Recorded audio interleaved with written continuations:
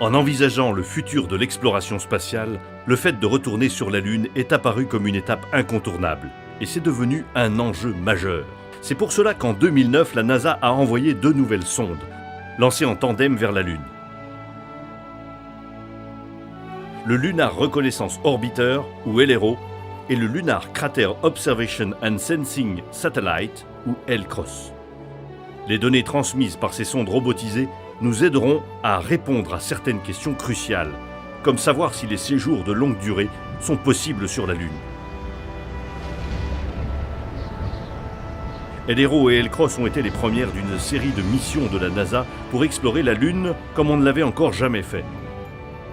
Leur but était de nous aider à trouver des sites d'alunissage fiables, d'identifier des gisements de matériaux utiles à la survie, développer des nouvelles technologies et comprendre les effets des radiations sur la Lune.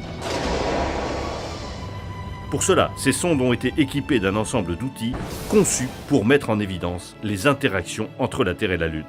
Lancée par une seule et même fusée, LRO s'est séparé de l'étage Centaure et de la sonde LCROSS pour se placer en orbite autour de la Lune. Il est prévu de le maintenir en fonction pendant 5 ans sur une trajectoire passant au-dessus des pôles lunaires.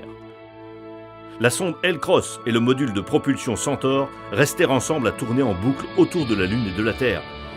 Il leur fallut plus de 3 mois pour les installer sur la trajectoire parfaite qui leur permettrait de s'écraser près du pôle sud lunaire.